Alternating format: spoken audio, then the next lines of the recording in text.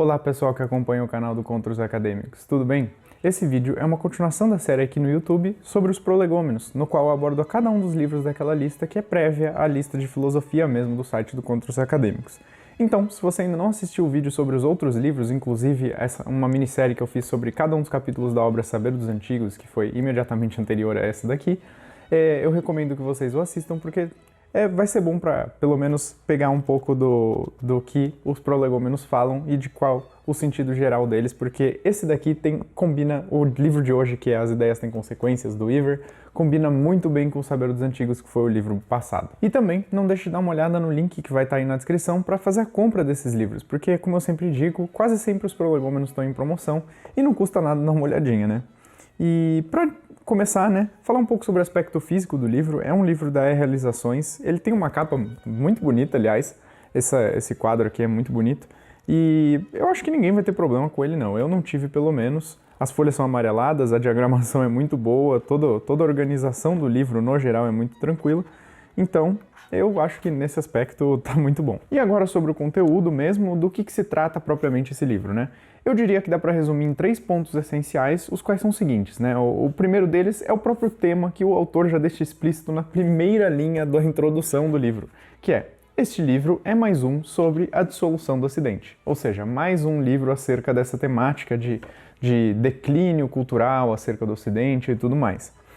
O segundo ponto seria o que o próprio título expressa: as ideias têm consequências, porque segundo o Weaver vai apresentar já bem aqui no começo, sendo o homem um animal racional que delibera acerca das suas ações, racionalmente, faz escolhas conscientes, toma responsabilidade por aquilo que faz, ele diz que esse declínio da cultura ocidental, ele não é uma necessidade biológica natural do homem, mas antes uma série de escolhas erradas que nos fizeram tomar esse caminho. E quem assistiu o vídeo ou leu o livro do Trabalho Intelectual sabe que lá tem uma passagem muito interessante que combina super bem com essa noção de as ideias têm consequências, na qual o Giton ele vai basicamente dizer que um dos principais problemas da vocação intelectual é que quando você comete um erro, este erro raramente fere a sua honra e a sua dignidade diretamente, mas antes ele pode ser, inclusive em sua época, o autor do erro pode ser ovacionado, pode ser completamente louvado na academia, em todos os lugares, culturalmente.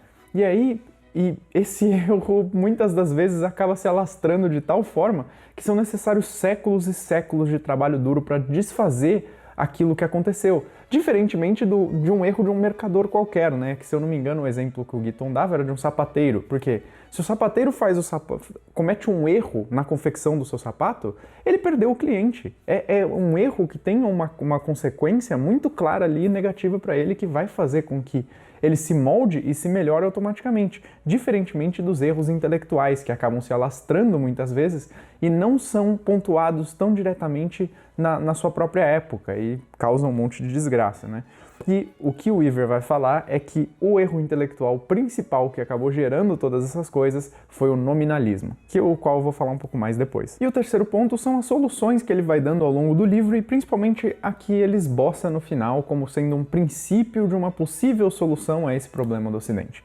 Então eu acho que isso resume bem o que o livro está querendo passar e o núcleo dele, e dá para perceber bastante a semelhança dele com o Saber dos Antigos, É bem interessante que eles estejam um após o outro na lista de filosofia, porque por causa dessas semelhanças e também para perceber as diferenças, Porque se você se recordar do Saber dos Antigos, o Giovanni Reale bota o problema fundamental no niilismo, na falta de valores essenciais e etc.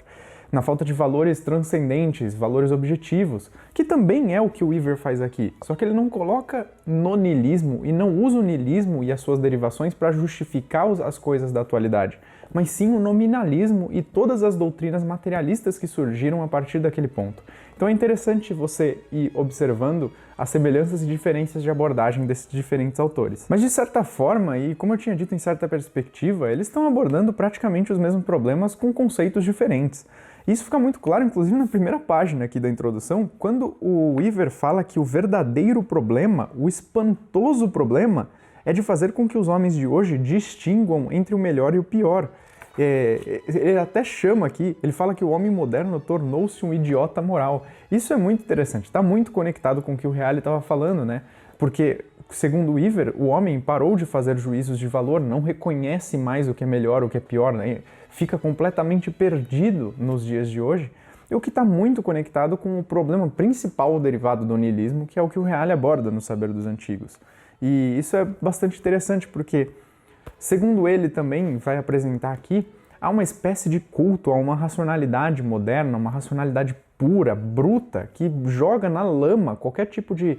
que joga na poça do subjetivismo qualquer tipo de coisa que não seja ela própria, uma espécie de mentalidade cientificista que também está atrelada ao livro do Reale. É muito interessante essa conversa que os dois vão tendo. E também sobre isso tem o livro Abolição do Homem, do C.S. Lewis, que eu sempre menciono aqui, que é esse branquinho com detalhes em vermelho, que é um dos meus preferidos, em que ele sintetiza todo esse problema de maneira brilhante em pouquíssimas páginas. Dá pra ver como ele é curtinho.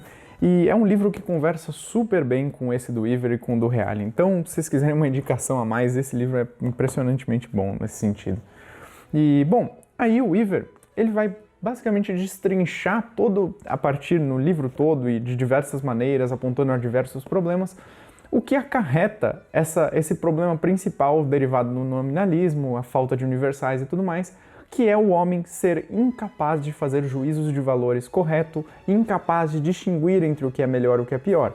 E tem umas consequências que são muito claras disso, né? E a primeira delas é que o homem ele se torna incapaz de se melhorar, de se educar propriamente. Por quê? Afinal, se não há melhor, como que o homem vai se melhorar? Se não tem um melhor para ele medir a si mesmo a partir daquilo, ele não tem como fazer um progresso nesse aspecto. E se não há um melhor que transcenda o seu próprio ego, digamos, que saia do campo do subjetivo pessoal de cada pessoa, então como que o homem vai conviver em sociedade? E se não há um melhor, para onde que a humanidade vai como um todo também, né? Já não consegue conviver em sociedade, para onde que os homens todos vão para...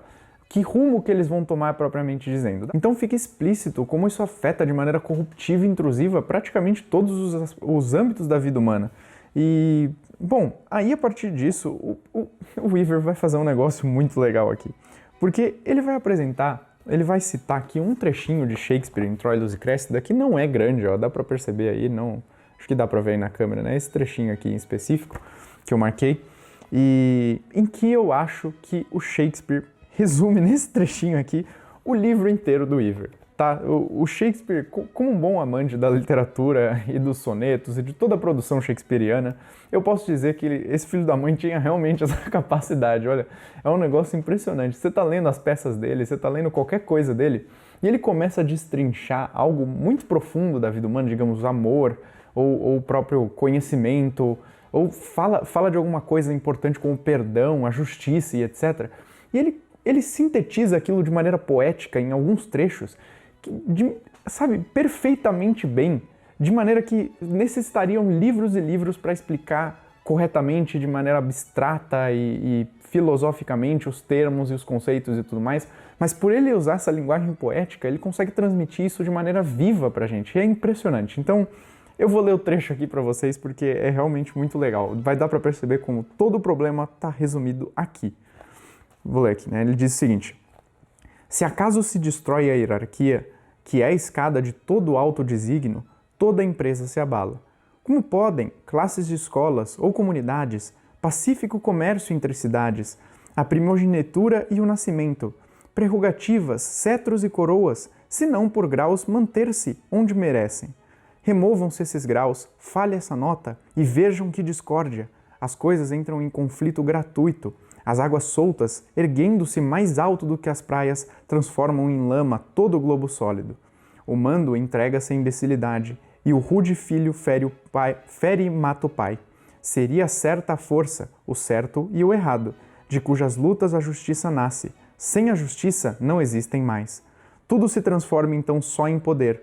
O poder em vontade e apetite, e o apetite, lobo universal, com base no poder e na vontade, terá com a força o mundo como presa e acaba se comendo. sensacional, né? É brilhante esse trecho. Também fazer aqui uma breve menção à tradutora, que é a Bárbara Eliodora. Eu leio todas as peças de Shakespeare. Acho que ela é a principal tradutora de Shakespeare no Brasil, né? Todas as peças, todas as coisas, acho que a obra completa está traduzida por ela. E é uma tradução incrível, dá pra ver a poeticidade com que ela conseguiu traduzir, né? Se você já tentou traduzir algo do inglês, pode apostar que não é a melhor coisa do mundo, porque é bastante diferente da estrutura da língua portuguesa. Mas, né, vários adjetivos seguidos ali, um dos outros, é um negócio muito louco. Mas ela faz um ótimo trabalho. E dá pra perceber como que o Shakespeare destrincha perfeitamente bem o problema aqui, né? Esse problema da falta dos valores objetivos e da falta do juízo do homem acerca do melhor e do pior, tendo em vista esses valores, né? Tanto que, é óbvio, né? Se não tem justiça, se não tem esses valores, tudo se transforma em poder. E o poder em vontade e apetite. E o apetite em lobo universal que acaba consumindo a si próprio. É uma apresentação perfeita do problema e do caminho e do fim a que esse caminho leva. E, bom, é exatamente o que o Iver aborda aqui, né? Tanto que no final, ele até faz, já dando um spoiler do livro aqui, né? No final ele até faz uma reflexão um tanto pessimista, eu diria. Porque ele fala que, bom, ó, tem que ver também se a humanidade está afim de se melhorar, tem que ver se eles estão realmente afim, se as pessoas estão realmente com vontade de não cair nesse precipício pelo qual a gente está caminhando. Porque isso requer responsabilidade acerca das coisas, né? Você fazer o bem e você ser julgado por ideais e ter que se adequar ao que é melhor e se afastar do que é pior, requer uma responsabilidade e um tipo de dedicação no indivíduo que transcende esse simples buscar de apetites aí, né, que a gente tem hoje. Então é uma reflexão um tanto pessimista, mas que traz consigo esse valor que o Shakespeare explicita aqui. E também esse problema é abordado e apresentado em tanto livro. Eu vou aproveitar para fazer umas indicações aqui, né? O próprio As Nuvens, do Aristófanes, que está na lista de literatura aqui do Contra os Acadêmicos, acho que a maioria aqui tá, que eu vou falar aqui tá, mas que ele é o primeiro, né? Você fala na lista de literatura aqui do pessoal, o pessoal pensa nas Nuvens do Aristófanes. E já é um livro que traz presente essa questão de falta de valores, etc., porque tem essa questão justamente que o Shakespeare menciona aqui, que se eu me lembro aqui, que remova isso, falha essa nota, se eu não me engano ele fala do filho atacar o pai, onde que estava? Perdão. Aqui, ó. E o rude filho fere e mata o pai. Você lê As Nuvens de Aristófanes, você sabe que é meio para isso que a peça caminha ali com o pai. Nossa senhora, os nomes eram difíceis. Eu peço perdão, eu me esqueci o nome, mas o pai que vai aprender lá o sofismo com o Sócrates na peça, tem todo esse processo, né? Também tem o Memórias do Subsolo do Dostoiévski, em que o personagem principal faz uma reflexão disso na primeira parte do livro, que é fantástica. Tem também os Irmãos Karamazov do Dostoiévski, né? Se você já leu, dá para perceber nitidamente isso nas falas do Ivan e na personalidade do Ivan Karamazov, né? Todo aquele negócio, se Deus não existisse, se a imortalidade não existia, então é tudo permitido e tudo mais. E na figura do Smerdyakov também, na relação dele com o Ivan. Se você leu Os Irmãos Karamazov, isso fica completamente claro. Tem o próprio Abolição do Homem que eu falei aqui. Tem o Admirável Mundo Novo, do Aldous Huxley, que tem a questão que o Iver apresenta aqui de uma fé no progresso explicitada de maneira brilhante, e diversos outros livros. Crime e Castigo, do Dostoiévski também, e dá para perceber como a maioria é literatura, né? Mas é bem interessante abordar isso dessa forma. O Saber dos Antigos também. Mas é interessante ver isso abordado em personagens literários e tudo mais, porque eles são mais vivos, são possibilidades que são reais, sabe? Você lê os termos abstratos, descritivos de um problema, muito interessante, e eles clareiam muito, porque eles são muito precisos. Mas você vê eles incorporados, encarnados em um personagem que é praticamente concreto, que você praticamente consegue pegar na mão e que se mostra próximo de ti como uma possibilidade real que pode ocorrer. Cara, isso te dá uma percepção tão mais viva e tão mais próxima do problema, tão mais clara do problema, que é muito diferente e muito mais, eu diria, muito mais rica em certo aspecto do que uma abordagem filosófica desse ponto. É óbvio que a abordagem filosófica tem o seu valor, e não tô falando disso, mas tô falando que para explicitar esse problema, os personagens literários parecem que fazem isso de maneira muito mais conectada com a gente. Mas bom, agora se atendo mais diretamente ao que o Iver apresenta aqui, Como eu tinha dito, ele coloca o principal problema no nominalismo e no que acaba acarretando a partir disso, principalmente no que diz respeito a cancelar os universais. Porque cancelando-se os universais, cancela-se também a verdade, cancelando-se a verdade, você faz com que o homem caia em um certo tipo de relativismo. E aí, meu amigo, é só desgraça, porque uma coisa que fica muito clara, que ele vai dizer aqui no livro também, é que, beleza, o homem conceitualmente matou os universais, mas na prática não existe homem sem hierarquia de valores. Aliás, se você quiser mais bibliografia acerca disso, tem o Mircea Eliade no Sagrado e no Profano. Ele basicamente fala como o homem é um ser religioso, mostra que esse homem profano e secular e etc., na prática, como o Iver apresenta aqui, sem valor nenhum, neutro, o homem completamente racional puro, que, como Mircea Eliade diz, é apenas uma abstração, ele não existe na realidade. E também, putz, esse eu acho que não está aqui, o próprio Mapas do Significado do Jordan Peterson, ele destrincha isso de maneira brilhante também. É um livro grande, de psicologia e tudo mais, mas se você quiser uma bibliografia acerca disso, é interessante. E, aí o problema fica claro, porque se o homem vive tendo implicitamente uma hierarquia de valores e ele se desfez conceitualmente dos universais, o que acontece é que o trono está vazio e a gente vai colocar alguma coisa nesse trono. E o homem de hoje tende a colocar toda a desgraça materialista que você pode imaginar, que o Weaver vai destrinchar aqui diversos campos materialistas que o homem tende a colocar. Mas é o mesmo problema apresentado no Saber dos Antigos do Giovanni Reale, aquele diagnóstico feito pelo Nietzsche, né? Que se eu não me engano, eu dei inclusive esse exemplo do trono, né? Que nós destronamos os valores objetivos ali que estavam figurados em Deus, né? Porque Nietzsche tem a morte de Deus, e aí, tendo ele caído do trono, o trono fica ali, a gente substitui com alguma coisa. E o que o Weaver vai falar que a gente vai substituir com, principalmente, é uma doutrina do progresso, uma fé num progresso indefinido, mas um progresso quantitativo e não qualitativo, porque não existem diferenças de valores, não existe um melhor ou pior. Então, é quase como se você pegasse os conceitos de melhor ou pior e você corrompesse eles, assim, enxugasse eles e falasse, o melhor como o homem não deixa de ter a sua hierarquia de valores, então o melhor fica atrelado ao mais e o pior fica atrelado ao menos. E o problema disso é muito óbvio, perde-se um sentido para a vida humana, porque se o homem não tem mais uma finalidade, um fim último, ele se torna meio desse processo, esse processo morto, esse processo sem vida do progresso tecnológico e tudo mais. E, bom, isso é, como é que eu posso dizer? Isso é um problema que o homem já reconhece desde sempre, que a gente está sempre cometendo, né? Tem uma passagem de Homero, inclusive, que ele diz isso, é verdade. Ele se eu não me engano, é o Odisseu? Agora eu não me recordo qual personagem que diz, mas tem uma passagem na Odisseia que fala: não há nada pior aos homens mortais do que errar sem destino. E errar aqui num sentido de caminhar, de andar, né? E, então dar os passos da vida sem destino.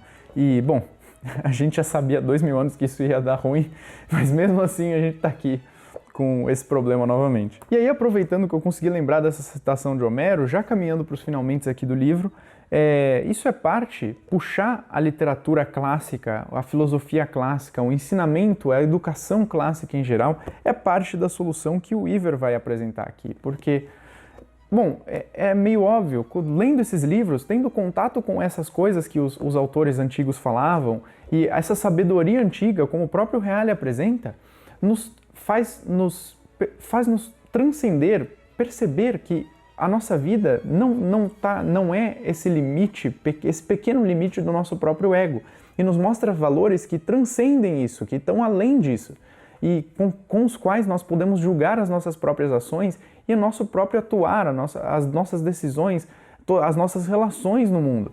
E isso é fundamental, né? É parte da solução que o Weaver oferece aqui, né? Tanto que, bom, eu dei uma bibliografia gigantesca aí sobre esse problema aqui hoje, tem livro pra caramba pra ler. Mas não só sobre esses, é claro, mas principalmente o trabalho que o Contra os Acadêmicos faz aqui. Ler aquela lista ali já é uma defesa essencial contra esse tipo de problema. E também, além disso, ele apresenta aqui uma valorização que nós devemos ter da piedade e da justiça como valores completamente acima de nós e que nós devemos manter o respeito sempre.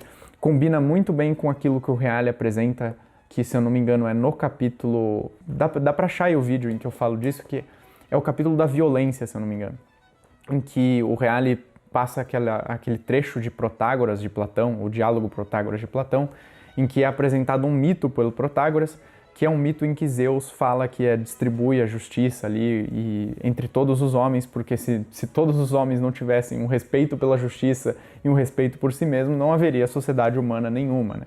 Isso não deve, que Zeus fala que não deve ser distribuído, isso da mesma forma que se distribuem as artes comuns, né? Que um é marceneiro, o outro é médico, o outro é não sei o que, não, mas que isso deve ser distribuído a todos os homens, são questões cívicas, comuns a todos eles. E bom, essa é basicamente a missão do homem de hoje. E eu peço perdão, eu realmente não consigo apresentar esse livro exaustivamente em um vídeo, o Weaver fala sobre muita coisa, e muita coisa importante. Portanto, não deixe de ler o livro, vale muito a pena, é sério mesmo. Nem das coisas que eu falei eu faço jus da mesma forma que ele faz aqui escrevendo. Pode apostar que entre esses vídeos de 20 minutos e o livro, sempre opte pelo livro. O vídeo, como eu sempre repito aqui, é para incentivar as pessoas a lerem e talvez trazer um pouco mais de clareza a algum ponto. Isso se eu não fiz o papel de obscurecer algo, né? Que eu peço desculpas. Mas sério, tem muita coisa importante aqui. O Weaver vai falar sobre esse problema no próprio campo político, no campo econômico. No campo político ele apresenta, né, como isso acaba gerando uma espécie de elite, uma espécie de pessoa...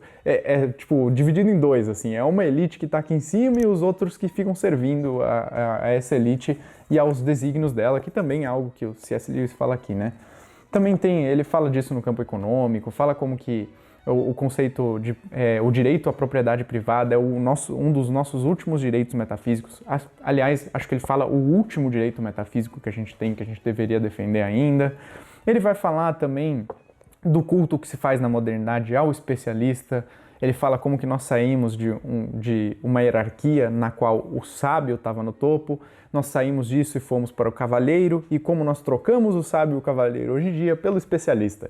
E o especialista apresentado de maneira corruptiva aqui por ele, que é alguém que sacrifica o mundo todo pelo próprio projeto, né? Ele dá até a imagem, uma citação de Nietzsche, se eu não me engano, não sei se é citação ou se ele simplesmente comenta, mas no qual Nietzsche fala sobre um homem que sacrificou a vida dele inteira para estudar o cérebro, sei lá, alguma coisa da sanguessuga, ou seja, tipo, ele sacrificou o mundo inteiro, todo o sentido, tudo por próprio projeto e para um projeto que à vista do todo é um tanto banal, né? E também os problemas do coletivismo e do individualismo, como eles não são, como esse problema não é uma simples dicotomia, mas como ele contrapõe as duas visões, uma noção de personalidade, se eu não me engano, aliás, em que o homem é consciente da sua relação com o transcendente e da sua relação com a comunidade como um todo, e que isso é diferente de ser um individualista e de ser um coletivista, e muitas outras coisas interessantíssimas, eu juro. É um livro relativamente curto, mas que as folhas têm bastante informação, né? Tem 200 páginas do livro,